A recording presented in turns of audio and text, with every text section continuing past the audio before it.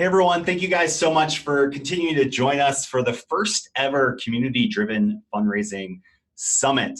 We're in the final hour, and so those that have joined us for the entire session or are just joining us, we're so grateful that you guys are here. It's been an incredible day where we've really kind of highlighted the power of inviting people to be a part of, not merely giving to your organization, and tapping and unlocking the power of your community. And one of the main ways that one of the main things that are important as you consider leveraging community-driven fundraising is this idea of maintaining a humanity in our fundraising. A lot of times we kind of lose sight of this, and so I'm excited to have Brady joining us for the final session before the summary, where he's just going to share how you can actually humanize your emails and really why that's important. Brady, welcome. Thanks for having me. You can see this lovely electrical socket next to me. I had to figure out all these camera angles and stuff like that. But anyways, thanks for having me. And I'm amazed people are still sticking around for what seemed like a great day. So thanks for having me. Yeah, no, we're glad to have you, Brady, and your socket. All right. Well, I'm going to do my best to get through this content. It's always hard when we we do full day workshops on stuff like this. So to try to condense it down into 30 minutes is really difficult, but I'll do my best. We're going to talk about how you can humanize your fundraising emails in particular. And here's the challenge. It's something like this. Now, this isn't my inbox, but my inbox looks very much like this. This is actually one of our aggregate inboxes. So we'll do these mystery donor studies where we'll sign up for hundreds of emails and we'll track all these organizations and the emails that they sent. We'll score them, categorize them, all that kind of stuff. And so this is not what all donors see, but we all have some form of chaos in our inbox, right? So here's the challenge. How do you cut through? How do you engage folks? But here's the opportunity. When we look at revenue, where do people and organizations get their revenue from? It looks like this. So here's an association. So we're charting traffic and revenue. So here I'll highlight email, high source of revenue and a pretty good source of traffic. Something like this. This is a faith-based organization, high source for revenue and low-ish for traffic. An education organization, super high in revenue, super high in traffic. Or an advocacy organization, super high in revenue, super high in traffic. When we consistently look at these benchmark data or where does revenue come from, we come to this conclusion that the size and quality of your email list is the most important factor that will influence your ability to raise money online. Basically, you get quality emails and send quality emails and you'll raise more money. That's what all of our data and information says. So how do you go about doing it? Oh, and it's not just about money online. This is the beautiful thing, is when we actually start looking at what influences online have on offline, we see something like this, where people who only give offline, so they've never given online, they give 90% more just by receiving email communication. Even if they don't open or click, just by getting emails, it helps increase their offline value 90%. Or donor retention, something that we as a sector in a space aren't the best at. Just by getting email communication, these offline only donors, their retention rate goes up 29%. Now that's pretty amazing when it comes to just boosting offline revenue. And so it increases online and it increases offline. So here's the big idea that I want to cover today. By sending more human sounding, looking, and feeling emails, you can get more opens, clicks, and donations. That's going to be kind of the guiding idea that I'll try to walk through and show some examples along the way. So I want to start with an experiment, because just don't take my word for it just because I'm here and I'm next to this wall socket. But why should you do it? Let's look at some data. So here's a real experiment. On the left, you can see this more templated design. And on the right, the attempt here, they tried to make it more personal. So they removed some of those design elements. The end result here was an increase in clicks of 80% and an increase in donations of 112.5%. Now, this is a real experiment with a real organization that you can really access in our public research library. We have about 1,500 of these now. So you can go in and check. We're trying to provide more transparency so that we're using data and information to actually guide strategy, not just because so-and-so is doing it or because so-and-so said so. So you can find all that research here. And then we actually take this research, director of research and somewhat myself, and we try to comb through it and find patterns to create resources, tools, training, and all this stuff is free. So that's the perspective that we're coming from, is we've tried to analyze a bunch of data, not just one experiment, find the patterns to inform presentations like this. So even though I might use one experiment, it's kind of based on the larger principles. So we're talking about email. Let's look at the components of an email first. So you have the email envelope. That's things like the sender, the reply, the send time, the subject line, the preview text. These are the elements that make someone decide, do they want to open this email in the first place? And then if and when they open, they get to the body. And these are things like the design, the salutation, the copy, the tone, and the call to action. These are things that people say, do I actually click? Well, I want to click from this email. So if we pull one example, here's what those things look like, kind of from the donor's perspective, which is always important. So you've got the sender here, right? That's who it's from. You've got the reply email. Lovely if they actually reply to you. It's something that can and does happen increasingly. We'll talk a little bit more about the send time, the subject line. This is what they see. And then the preview text, that little snippet that increasingly gains prominence in your inbox. And then the body, here's what we're talking about. You've got the design and formats. This is kind of the whole thing that you see. The salutation is how you start your email. Then you've got all the body copy. Here's where you're communicating your message. Throughout it, you have a certain tone and voice that helps you communicate. And then you've got this call to action, often at the end, but definitely in the email. So those are the kind of 10 components of an email, and I'm going to look at 5 in particular, these 5, and ways that you can humanize them to boost engagement and ultimately lead to more donations. So how do you get more opens with this type of approach? So again, here's the challenge. How do people manage their inboxes? Well, it's called triage. It's chaos. So we can only really triage all the hundreds of emails that we get by something called impression. Now, impression is like a split-second decision that we can't even understand why we do it. Our conscious mind processes about 16 to 60 bits of information a second. Our subconscious mind is cranking. It's doing 11,000 bits. And so we're using these split-second decisions to triage which emails will we flag or read later or open. And it's really based on sender. So this is research from Litmus and Fluent, analyzed thousands and thousands of emails and did some survey work and said, how do you triage your inbox? And the first thing that people said is sender. So idea number 1, humanizing your email. Send emails from real people. And here's what I mean. Here's an experiment. This was from an organization. They did this at year end. You can see up top, they have World Concern. It's the organization. And the treatment here, they have Jacinta, comma, World Concern. Just by adding in the person, who the human actually is, in addition to the organization, helped increase opens 38% in this case.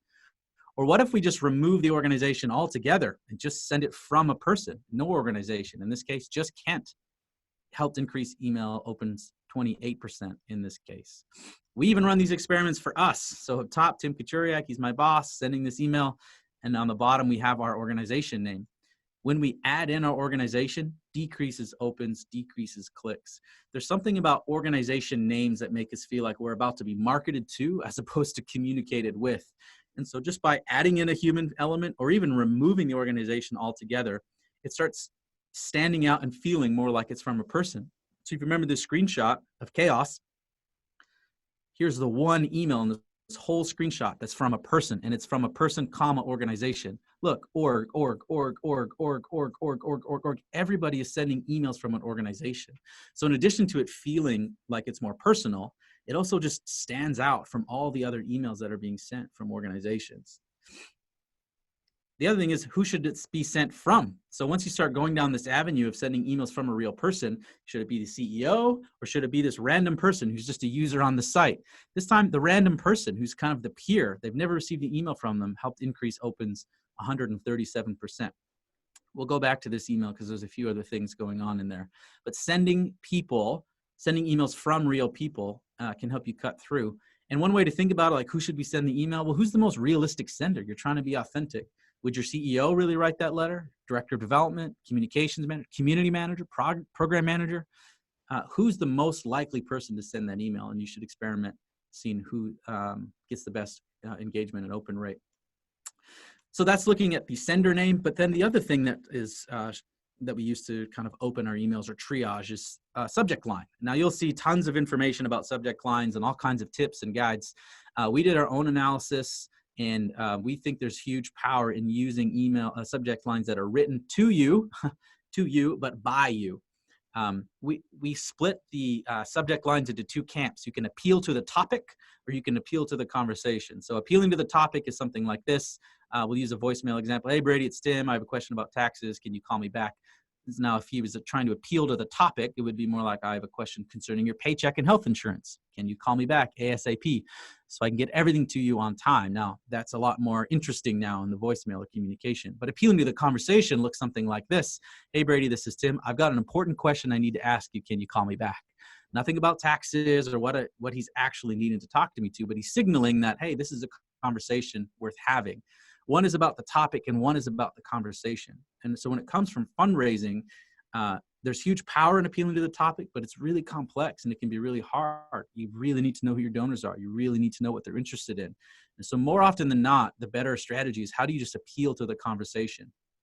So when we looked into how our organizations in our research lab appealing to the conversation, we found there was 5 kind of key levers. So mystery, leaving something out; utility, is beneficial to you; recency, something that's kind of, hey, last Friday or this Super Bowl, something like that; and authenticity. And I want to focus on you and authenticity because they work hand in hand. So you and the power of you. Think about getting a direct mail appeal or something that you get in the mail, right? You see the one on the right versus the one on the left. Which one feels a little bit more personal? Which one are you more likely going to open? The same thing applies to emails in terms of being written for you and written to you.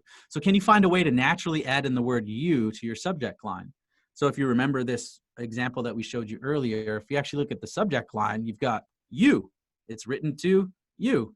And then it actually says Jeff. And in this case, we are Jeff. So it's saying you and Jeff. So right away I go, oh, wow, this is personal and this is to me.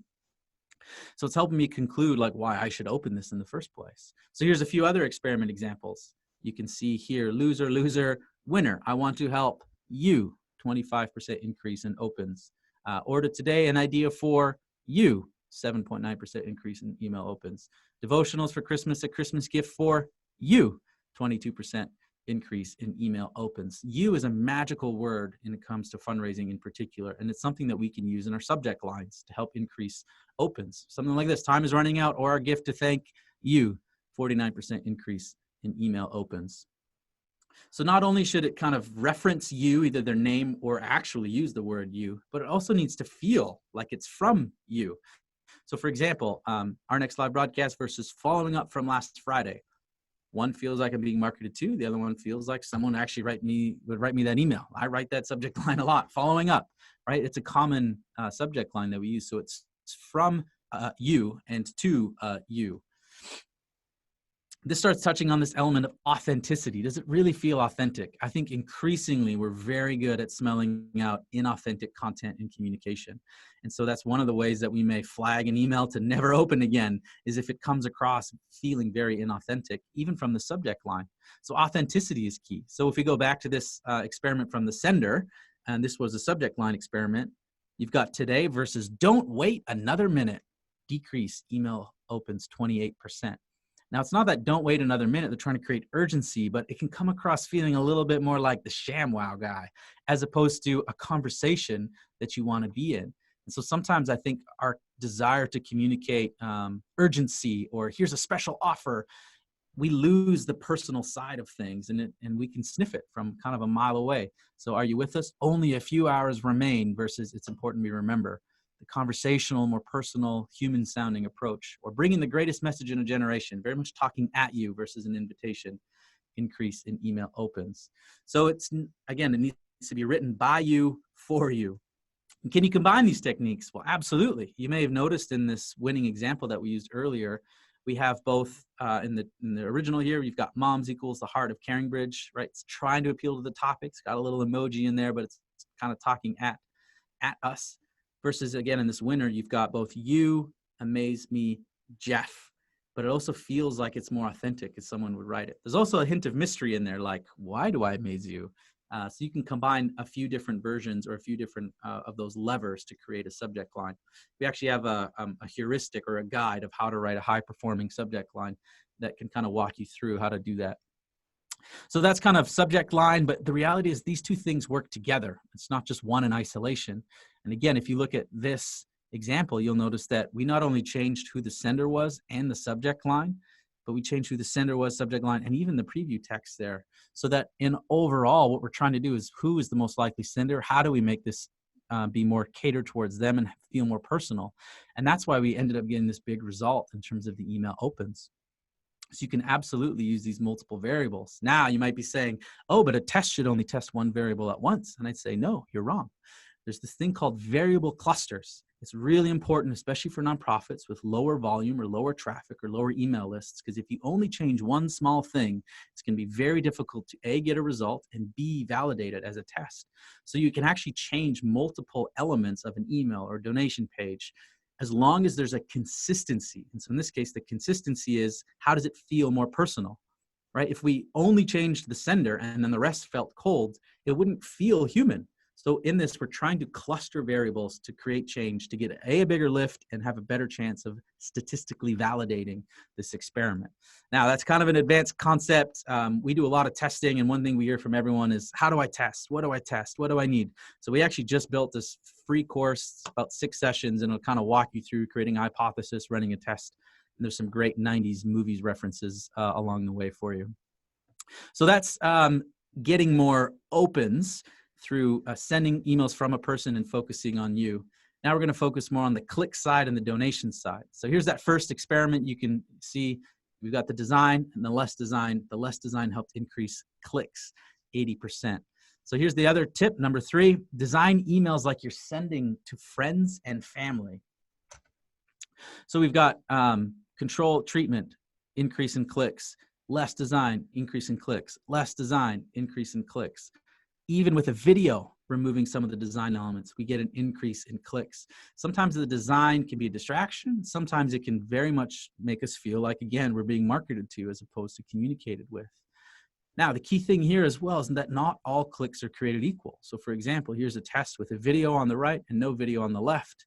The inclusion of a video in the email dramatically helped increase the click-through rate, but it actually decreased the donation rate, because people were more interested in clicking and watching a video than actually reading what's going on and making the decision, do I want to give today? We see this a lot. What often will get you clicks can sometimes actually go against you for donations. But we don't actually see that in this example when we strip down some of the design elements. It not only had a huge increase in clicks, it actually had a bigger increase in donations. Again, because it allows people to focus on your copy and your message, which is where you're communicating why someone should give to you rather than another organization, or not at all. It gives you more time and attention to answer that key question. So this goes into number 4, be clear with what you're asking people to do. And again, if you think about email as kind of a conversation and we're just trying to replicate sitting down over coffee, would you actually be very vague with what you're trying to ask someone to do, or kind of opaque or something like that? No, it's like, if you would like something, you ask clearly, not rudely, but clearly. A great example of this, I lived with a guy, that sounds weird maybe. When I was 19, I worked at a church in Colorado, and a man graciously let me live in his basement suite. And he was recently divorced, which I didn't find out until I moved there. So it would have been good information to know. And he was one of the most passive-aggressive people I've ever been around. So like, I remember one day I came home and he said, I noticed some ice cubes were missing from the tray. And I said, okay, like, is that the end of the conversation? And what he was really wanting to do is say, if you use ice cubes, please replace them. But he didn't say any of that. So I just, 19-year-old Brady, was like, okay, cool. And I went downstairs and like played video games or whatever. Clarity trumps persuasion. And if you actually read through a lot of the emails that we send as nonprofits, or like we get in that aggregate inbox, it's not very clear what you're even asking people to do. And that's what we would do in a real conversation, and a good conversation, is be clear. When we actually looked at 152 Canadian organizations, 40% were not clear in their emails asking us for money. Here's an example. I'll kind of zoom in here and show you this make a donation part. If you would like to support the work that is doing, we invite you to make a monetary donation. Donate today. Do you know why you should give to that organization? Do you know why you should give today? Do you know what your donation will do? Or do you know why you should click this orange donate button? There's not a lot in there. That's not very personal. It's not a good relationship. If you're communicating not specifically, not vaguely, they also don't know what to do. Here's another example. I'll zoom in particularly on the call to action section. On the left, that's why we need your help. Find out how versus your generous donation will. Now, being more clear, specific, direct, lets people know we're asking you for money, so fewer people will click it. But Many more people who do click it will go on to make a donation, which means you'll actually get a lot more revenue by being clear and direct and not talking in flowery language and learn more. And this kind of, if you're asking for financial support, ask for financial support and answer the question, why? Here's a better example from the Canadian study. I'll zoom in here on the kind of value offer statement, particularly that last bit. Will you help us to protect the rights of women and girls each and every day by becoming a monthly donor to Amnesty International with a regular gift of $15? I know how much I'm being asked for. I know who it's going to. I know the difference it'll make, and it's happening every month, right? That's a good offer statement. I know what I'm getting into. I may not click it, but if I do, there's a very good chance I'm going to go on through and make a donation. So now you might be saying, hey, people don't really read anymore, right? Well, let's look at some examples because that may not be true. Here's email copy. Left and right. We've got 550 words and 2,200 words in an email. 106% increase in donations. Now, I'm not saying write 2,200 word emails. I'm just saying the super long email dramatically outperformed even a relatively long email in this case. Because you can send a really short email like this, but if it doesn't answer why, then it's irrelevant. You know, we need your help. Okay, but why? Here's donate your air miles. If you read the air miles part before you get to donate airplane miles, there's nothing really about how I make a difference. It's really about air miles. I don't care about air miles. I care about the environment. And it's not just for emails. Looking at an email sign up for email updates versus 2 sentences to explain more of the offer, increase in conversion rate. Something like this, join our newsletter. Why? Receive our email updates. Why? Just a little bit more copy, even on a donation page after someone clicks donate, adding in 3-4 paragraphs to answer that question why. Huge increase in conversion rate. You go to a donation page like this, why should you give? You get a pop-up like this, why should you give? Unless you've made up your mind, you won't give. So longer is better, right? No, that's not the point here. It's not the length that matters. It's how you use it. It's about the value proposition. Look at, we're testing value proposition, value proposition, value proposition. And to communicate the value proposition is why should I sign up with you or open and click you or give to you rather than another organization or not at all. You probably need more copy and definitely more time and attention to answering this question. And people will read because they want to know why they should give them. So then the last point, use copy that sounds like a person. So hopefully this point is kind of being drilled home, but this original experiment, clicks, donations, right? Streamlined design. We actually took this and went a step further reduced the design, and we actually changed the tone and voice, and we saw another dramatic increase in donations. So if I kind of stack them side by side, I'll walk through it real quick. The logo placement, no one cares about your logo. Let's put it at the bottom. Buttons, do you design with buttons when you send emails to friends? No, we use hyperlinks. So let's use a hyperlink in this case. And then getting into the tone on the left when your world has been turned upside down versus the right. I know you've been using Carry Bridge recently. And then it continues on into this beautiful story. Eric, a 6-month son, Graham, was diagnosed versus right now we're in a short campaign to raise money. We're starting to A, be personal and B, get into what we're actually here to talk about. Remember this magic word, you? Your versus you've, your, you. And when you stack or compared to this bad example earlier, we, one of the simplest things to do is write an email, highlight every time you use we, us, our language, highlight in green every time you use you, your language, and hopefully see a lot more green than you do other colors. I'll skip through this one. It's just dealing with the same approach. In this case, they're both super simple personal emails, but using little emotive cues like now the fight begins, and being more specific, like I'd be honored if you joined us. And then again, having a very clear call to action.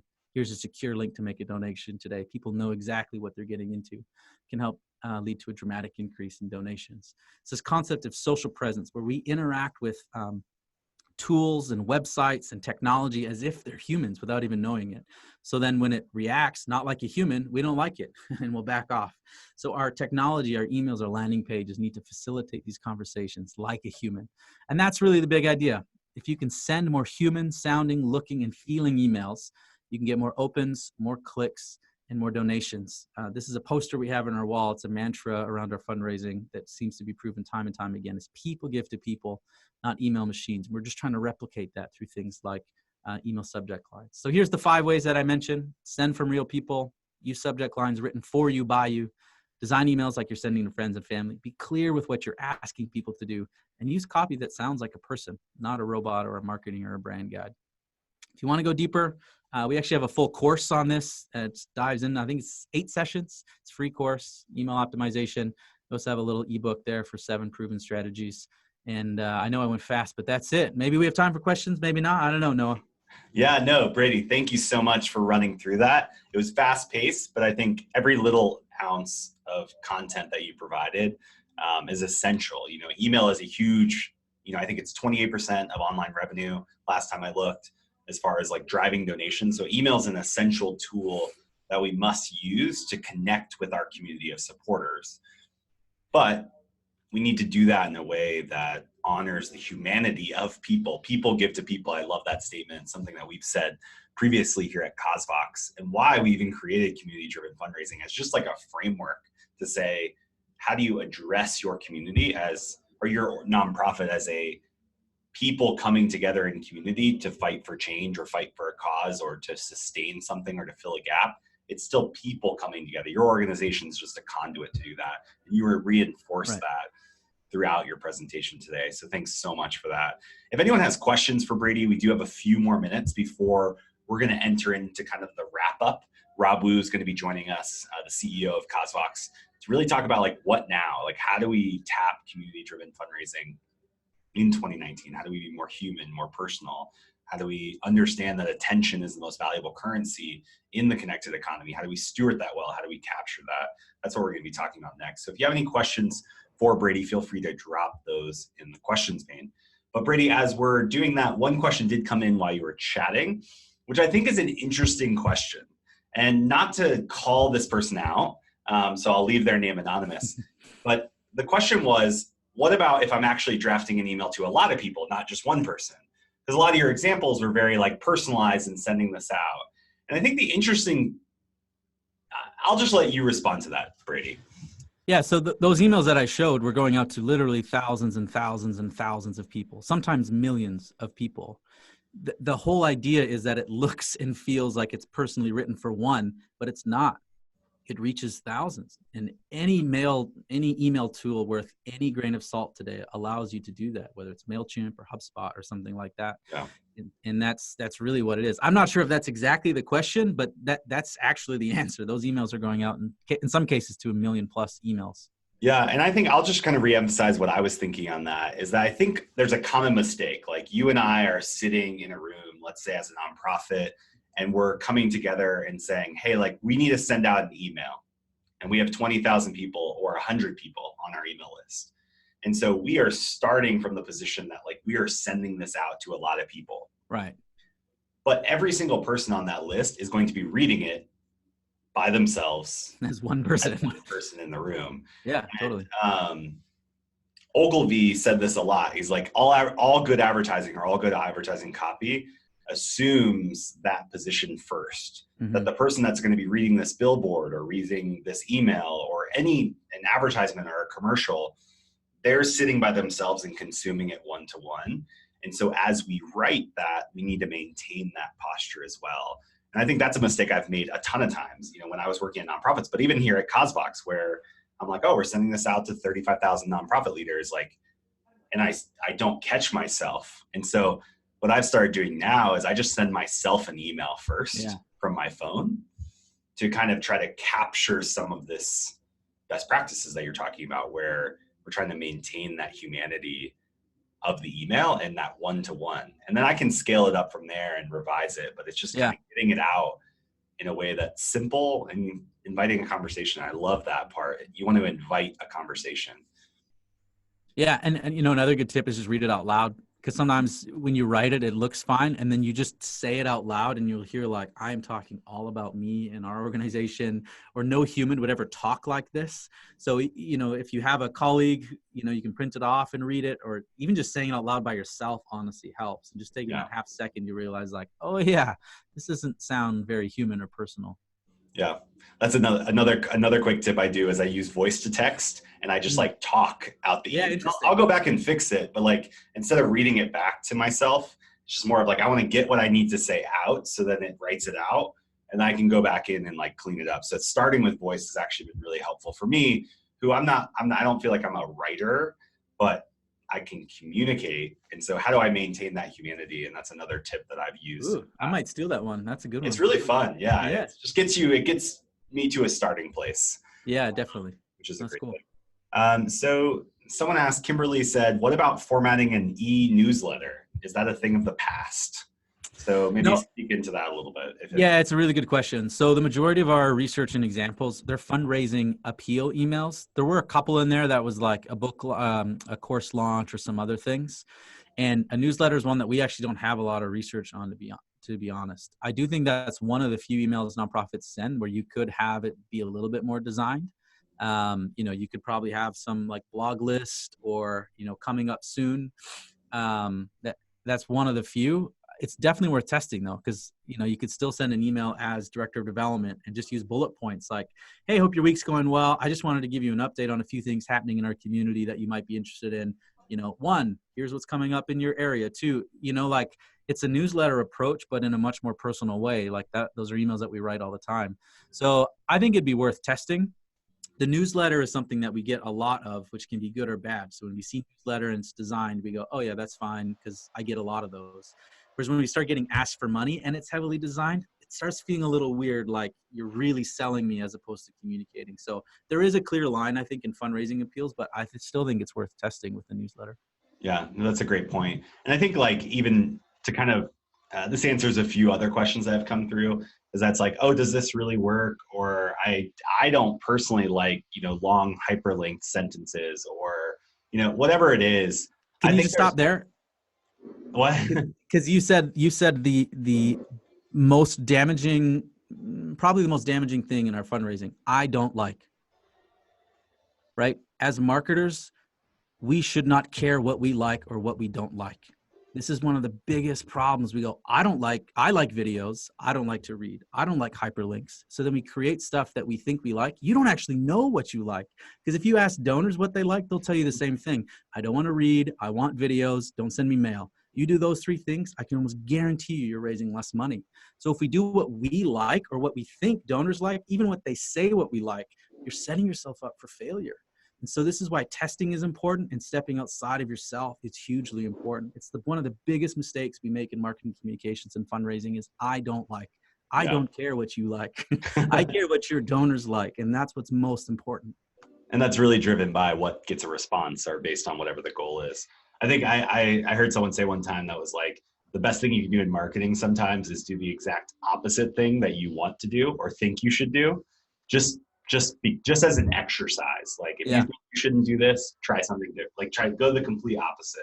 Yeah, Jeff Brooks says a lot. Like if you're bored or your ED says it, do the total opposite, and it'll probably be better fundraising. Yeah. And it's unfortunate, but it's probably kind of true.